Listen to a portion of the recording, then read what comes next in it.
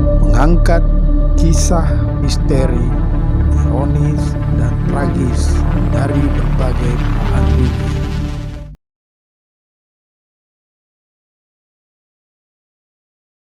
Assalamualaikum warahmatullahi wabarakatuh. Salam revolusi akhlak. Kembali bersama saya Daeng Iwan dalam Kisah Gelap. Menko Polhukam Mahfud MD telah mengeluarkan pernyataan kontroversi yang dianggap bisa memicu kegaduhan publik. Mahfud mengatakan LGBT itu kodrat. Pernyataan Mahfud ini saat menjelaskan alasan mengapa LGBT tidak dimuat dalam KUHP yang baru. MUI pun lantas bersuara mengecam Mahfud yang menyebut LGBT itu sebuah kodrat. Di sisi lain, pengamat politik dari UNAS Jakarta, Dr. TB Masa Jafar, mengungkap bagaimana LGBT sudah menjadi gerakan politik global yang bertujuan menguasai suatu negara. Mau tahu kisah lengkapnya? Kita ikuti dalam video berikut.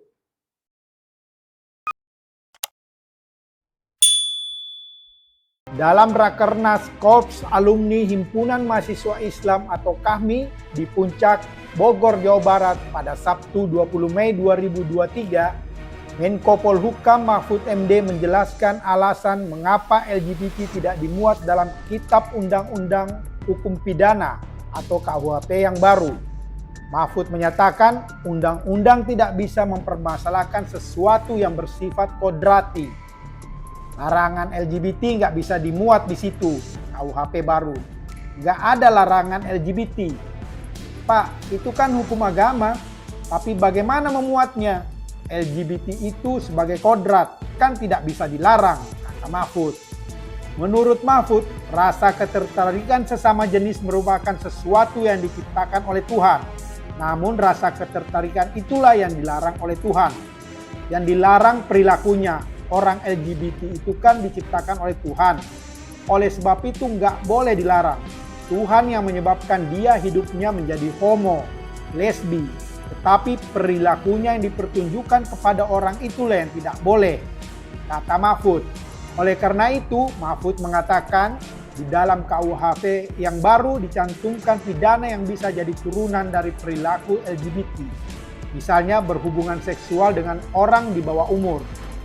Sehingga apa rumusan akhirnya di dalam Kitab Undang-Undang Hukum Pidana yang sekarang yang akan berlaku kemudian dikatakan rumusannya.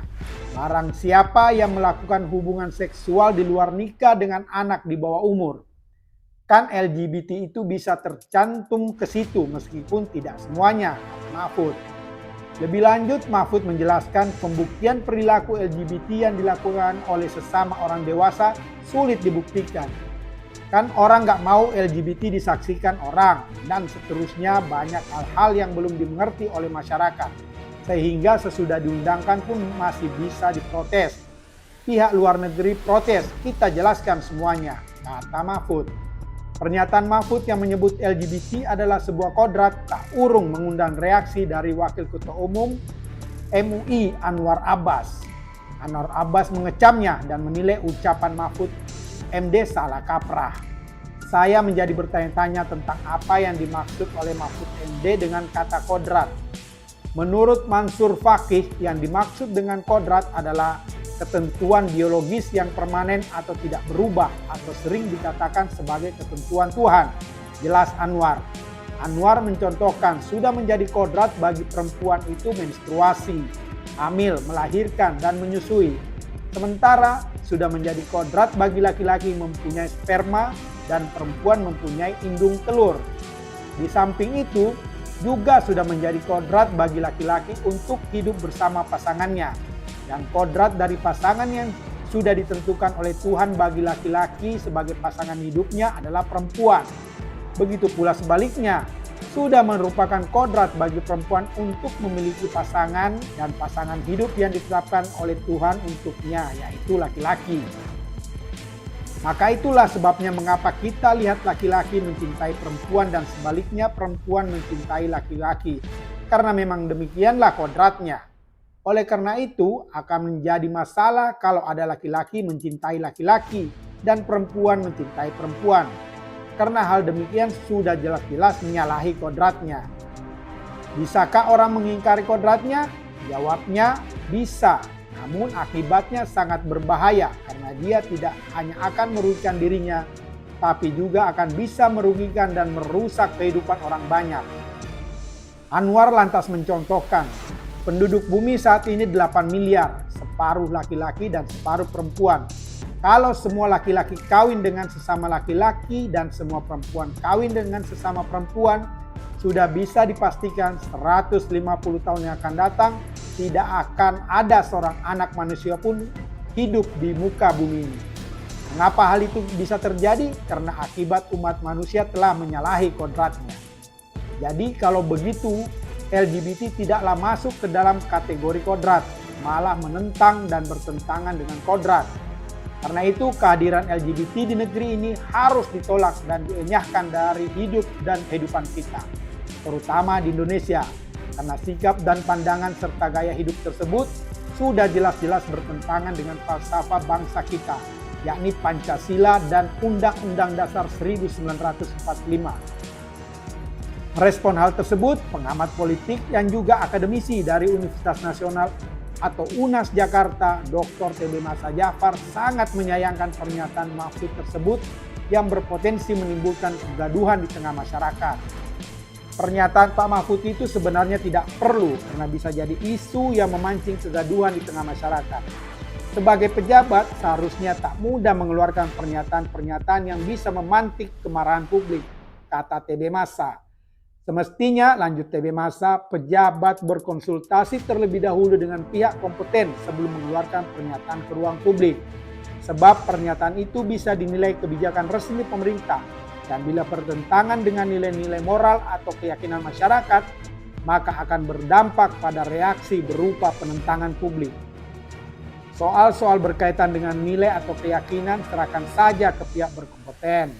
Pak Mahfud ahli hukum, bukan ahli agama. Jika ulama menyatakan LGBT itu bukan kodrat, maka tentu umat Islam akan mematuhinya. Dalam ranah politik, MUI itu adalah kelompok strategis yang ditaati mayoritas rakyat Indonesia yang beragama Islam. Makanya pejabat publik harus konsultasi dengan MUI jika akan mengeluarkan pernyataan atau kebijakan apabila itu terkait soal keyakinan agama. Ulama mengeluarkan pernyataan atau fatwa itu pasti ada dalilnya, berlandaskan Quran dan hadis. Dan makanya ditaati umat Islam, papar TB Masa. TB Masa menjelaskan, LGBT sudah menjadi isu global bahkan jadi gerakan politik di negara-negara tertentu dengan dalih hak asasi manusia atau HAM. Gerakan ini sangat masif dan sistematis. Hal itu bisa disaksikan saat pentas Piala Dunia di Qatar. Ajang olahraga itu jadi pentas kampanye kelompok LGBT. Saat Piala Dunia di Qatar tahun 2022 kemarin, itu jelas ada gerakan kampanye mendukung LGBT. Tuan rumah tegas melarang segala atribut LGBT. Dan 7 negara yakni Inggris, Jerman, Belgia, Wales, Denmark, Belanda, dan Swiss awalnya memberikan sinyal tetap akan menggunakan ban Kapten One Love bercorak pelangi. Akhirnya mereka memutuskan untuk tidak mengenakan atribut itu, papar TB Masa. Kampanye LGBT di pentas dunia itu tidak hanya jadi bukti bahwa LGBT jadi gerakan politik, tapi juga diduga kuat ada sponsor yang mendanainya. Isu bahwa gerakan LGBT ada sponsor yang mendanai sudah lama, dan itu tidak bisa diabaikan tapi harus diwaspadai. Kalau gerakan LGBT ini sudah jadi gerakan politik, maka tentu tujuannya juga politis. Jika gerakan ini sukses, maka dengan mudah asing bisa menguasai suatu negara tertentu. Karena ini korelasinya dengan populasi penduduk. Ingat, LGBT ini pernikahan sejenis, dan itu berarti tidak ada kelangsungan keturunan. Khusus di Indonesia mayoritas Muslim. Jika LGBT sukses, maka tentu populasi Muslim akan berkurang dan dengan mudah kelompok liberal dan ateis yang jelas bertentangan Pancasila bisa dengan mudah berkuasa, papar TB Masa. TB Masa pun mencontohkan kekhawatiran sebuah negara terhadap berkurangnya populasi penduduk akibat LGBT seperti di Jepang. Di Jepang ada kebijakan melarang pernikahan sejenis. Selain itu subsidi kepada pasangan yang menikah sebelum usia 40 tahun. program perjodohan hingga mendorong pasangan untuk segera memiliki anak.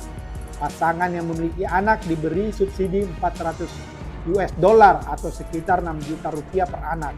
Ini karena pemerintah Jepang khawatir populasinya hilang. Jelas TB Masa Japar.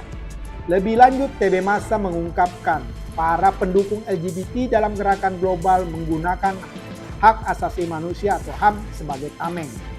Padahal HAM itu sendiri pada hakikatnya tidak boleh melanggar hak-hak masyarakat lain yang hidup di atas norma-norma agama seperti di Indonesia. Para pendukung LGBT berdalih HAM yang berlaku universal. Padahal HAM itu tidak boleh menabrak norma-norma yang diyakini masyarakat suatu negara. Karena itu juga sebuah pelanggaran HAM. Di Indonesia yang mayoritas muslim, masyarakatnya hidup dengan norma-norma agama. Dalam Islam, LGBT itu dilarang, bahkan semua agama, khususnya agama Samawi, tak ada yang membenarkan LGBT. Nah, jika agama melarang, tentu kita harus taat, dan itulah implementasi dari sila pertama Pancasila, yakni ketuhanan yang Maha Esa.